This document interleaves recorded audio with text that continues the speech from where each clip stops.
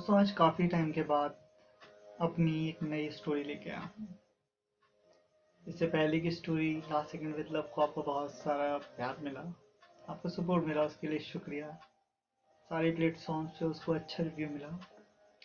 उसके बाद एक नेक्स्ट स्टोरी जो काफ़ी लंबे टाइम के बाद लेके आया हूँ, तो ज़्यादा वक्त न लेते हुए उसे शुरू करता हूँ। आज की जो स्टोरी है उसका टाइटल है खूबसूरत, खुश और आज़ाद। काफ़ी वक्त के बाद मैं उस शहर से गुजरा। मुझे पता भी नहीं था कि अपनी किसी और मंजिल को पाने के रास्ते में ये पुरानी मंजिल, जिसे मैं आज से कुछ 6 साल पहले छोड़ आया था, वो फिर से आ जाएगी। ये इत्तेफाकी था क्योंकि मैंने इसे सोचा नहीं था। सुबह के 7 बज रहे थे। ट्रेन एक स्टेशन पर रुकी। चाय वाले ने चाय चाय की आवाज़ दी और मैंने बाहर देखने की कोशिश करी। तो शहर के नाम अब स्टेशनों पे लगा होता है ना, बोर्ड हर प्लेटफॉर्म पे, उस पे उस नाम को पढ़ा और फिर मैं उन पुरानी यादों में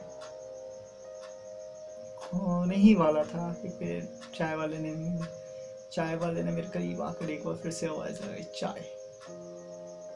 चाय की चुस्कियों को लेते हुए मैं सोच रहा था उसे फ़ोन करूं। बातों बातों में आपको चाय का नाम बताना भूल ही गया। जगह थी पन्ना। आज से 6 साल पहले यहाँ मैं अपना ग्रेजुएशन कर रहा था और उसी कॉलेज में चालू थी। अच्छा रिलेशन था हमारा। मैंने अपना फ़ोन निकाला जो उसका पुराना नंबर था। मैंने सोचा चलो ट्राई करते हैं, मे बी चेंज हो गया हो, जियो आ गई है, सारे नंबर चेंज हुए। पर नहीं, वो फ़ोन की घंटी गई, रिंग हुई और उसने फ़ोन भी उठाया। हल्की फुल्की हमारी बातें, उसके बाद मैंने उससे मिलने के बारे में पूछ लिया और जैसा मुझे एक्सपेक्ट नहीं किया था, जहाँ तक मुझे लगा था इनकार होगा, लेकिन वो उसने हाँ कर दी।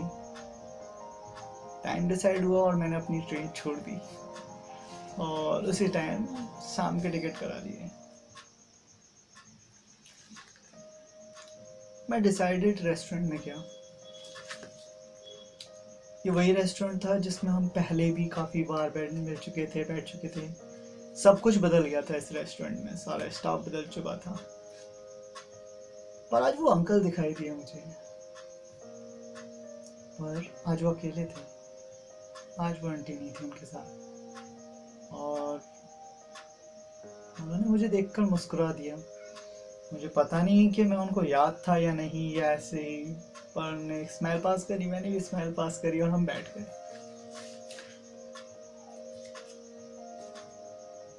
मैं उन पुरानी बातों को याद कर रहा था।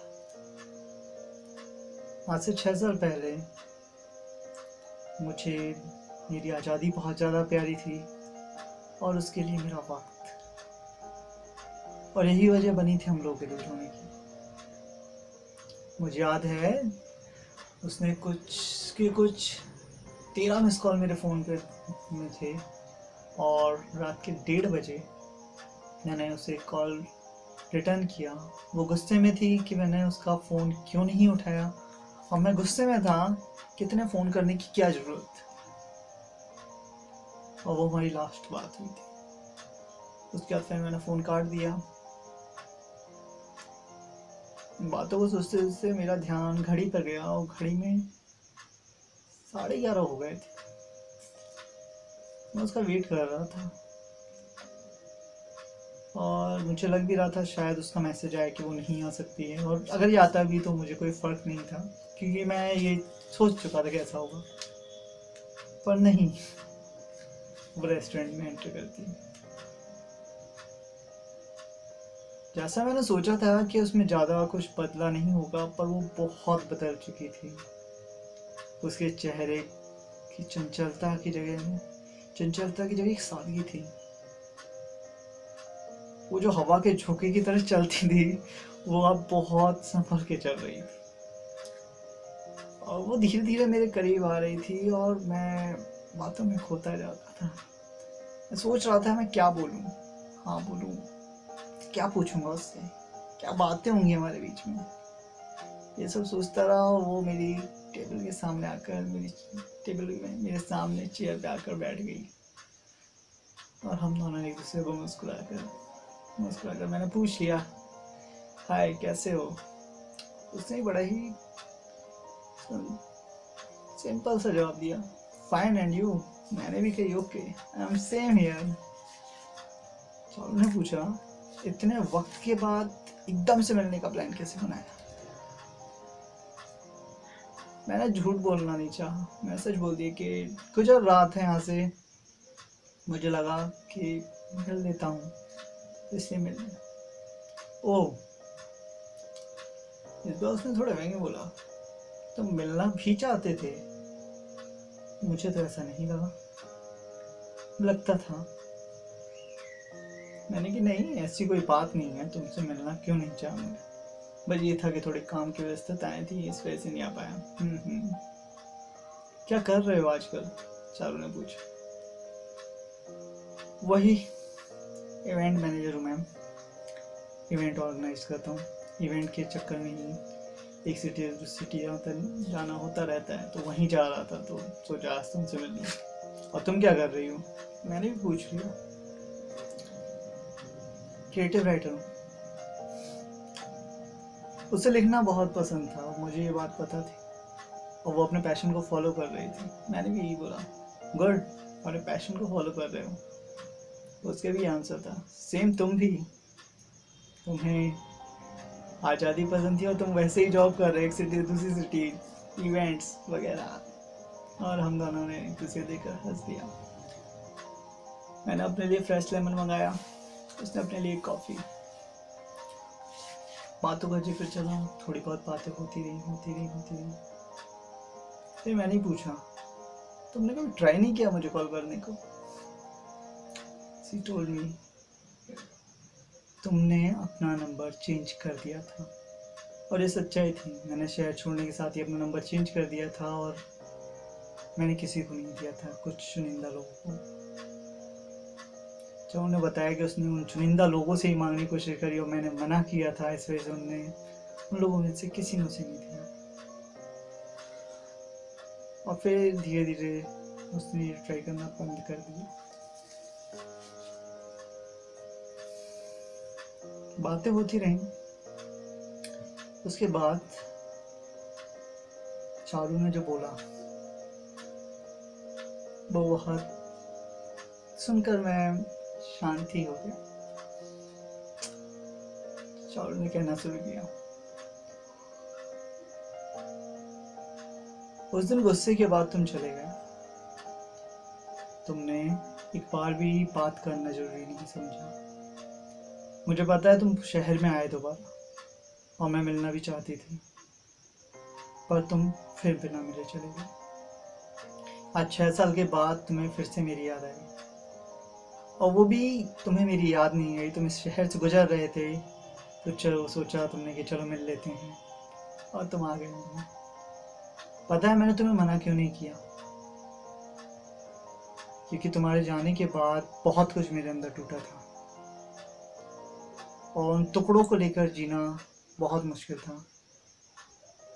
मैंने उन्हें संभाल के रखा था, बट आज तुमसे मिलने के बाद मुझे लग रहा है कि वो टुकड़े फिर से अपनी जगह जुड़ गए हैं। और ये मत सोचना कि अब हम दोबारा से कंटिन्यू करेंगे अपने रिलेशनशिप को, नहीं। पहले मैं तुम्हारी एक्सपेक्टेशन से बंध सी गई थी, और शायद तुम भी बन गए थे, इसीलिए तुम बार बार आज़ाद होना चाहते थे, और मैं आज एक लंबे वक्त के बाद आज़ाद हो पाई उन सारी चीज़ों से। मेरे दिमाग में कई सारे थॉट्स आते रहते थे कि तुम इतने क्यों बदले, उनके जवाब भी जानना चाहती थी, पर आज तुमसे मिलने के बाद मैं उनका जवाब जानना नहीं चाहती।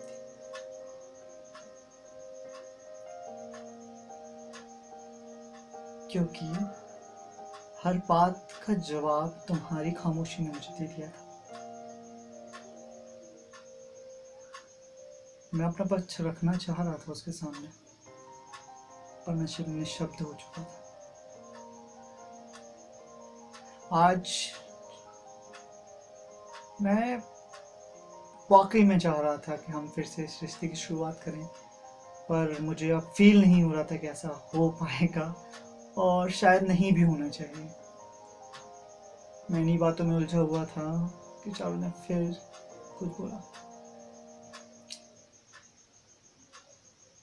तुम्हारे जाने के बाद मैंने सीखा कि किसी के चले जाने के बाद क्या हो सकता है, और ये बात भी समझ में आ गई कि कोई भी हमारे साथ जो भी होता है वो परमानेंट नहीं होता।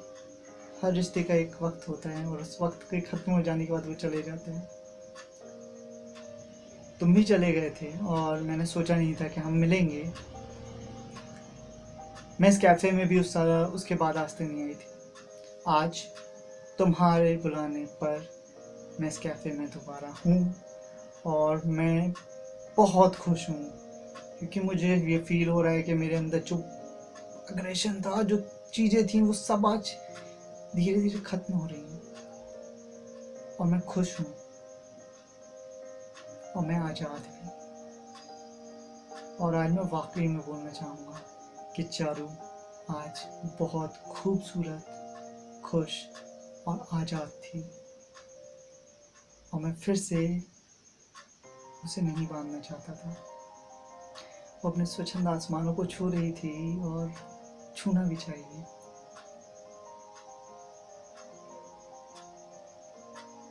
इन सब के बाद चारू ने मुस्कुराते हुए कहा, चलें? मैंने भी कहा चलते हैं, और हम दोनों बाहर निकलकर अपनी अपनी मंजिल की ओर चल दिए। पर आज चारू वाकई में बहुत खूबसूरत, खुश और आज़ाद थी। शुक्रिया।